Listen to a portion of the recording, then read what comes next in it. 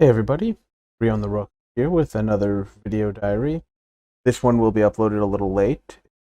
I haven't already figured it out. I was away on a sort of vacation last week, getting all set up and the final kind of move plans for the move that I'm making. So yeah, this is gonna be a little late. But I want to keep it up. Like I said, I want to keep doing this. I want to help get myself focused and eventually get this done. So the good news is that like I intended, I did a lot of work on the ability list.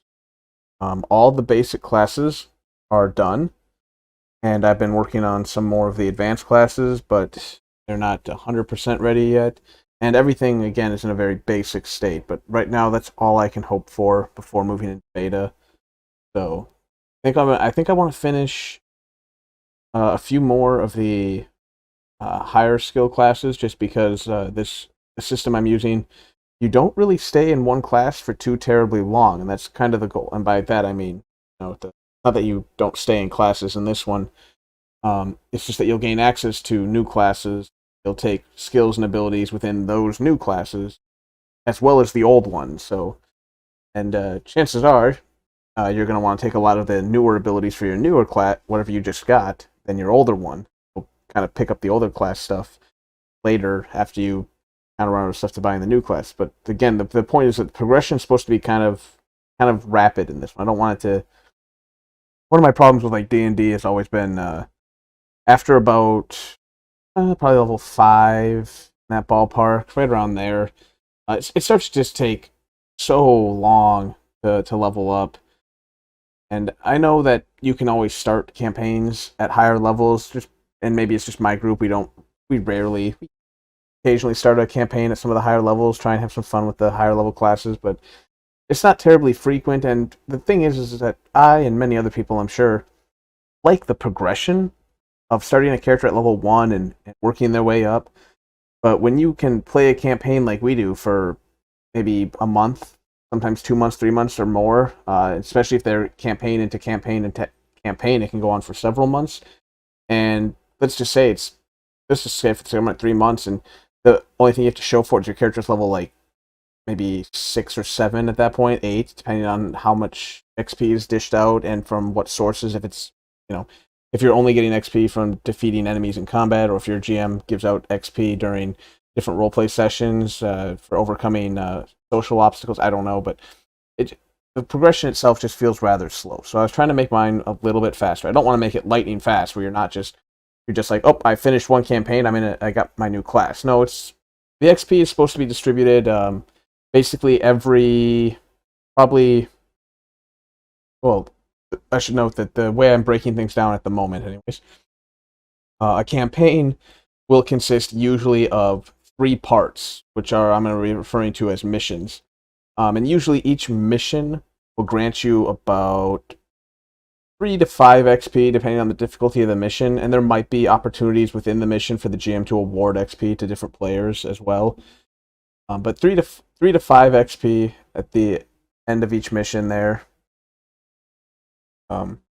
So basically, and I should note also at the end of each the end of the what am I trying to say here? Oh yes, I lost my place there. But each class, you're gonna have to spend. At the moment, it's 10. I might raise the cap to 12, 15, what have you. But at the moment, you have to spend a total of 10 XP within that class before you're eligible to get into higher classes. And that's not a great way to phrase it. There's a little bit more to it than that. But for the sake of this video, just go with it. But you're supposed to spend about 10 XP in any given class to move on to the next one. So again, if each mission of the 3 missions that that a standard campaign is broken down into, and some might be shorter, some might be longer, but at the end of each mission within a campaign, you're getting about 3 to 5 XP, and again, potential opportunities within the campaign for creative GMs or what have you to get other sources of XP.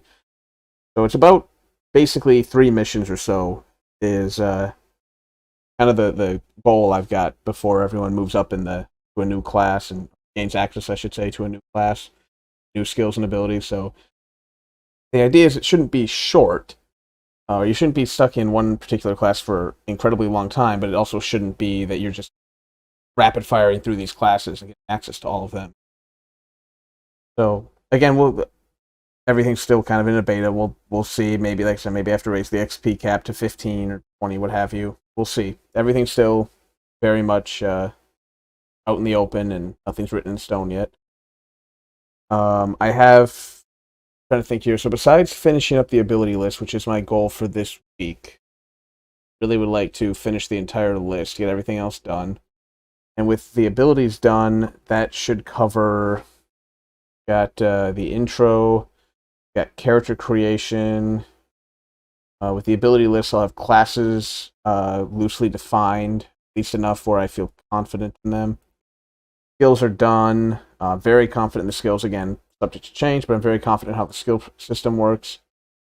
I've got the equipment, which I do have to do some minor editing. Some of the damage values that I've been running through some combat scenarios in my head are not adding up very fairly.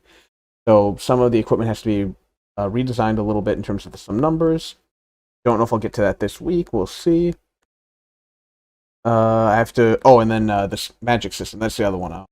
I opened up. I have an Excel sheet set up to help me define and separate and create the spell list. But that's going to be the next challenge to tackle after we're done with abilities here. But yeah, overall feeling really good about where I'm at right now. This whole situation. And I think once I get the abilities done, I'll move on to the spell list. And then I think I'm just going to tweak the numbers in the on the different equipment and everything that I have. And I think I'm more or less done with the basics at that point. I do want to try and I'm not going to necessarily get to this next week at all, let alone or two.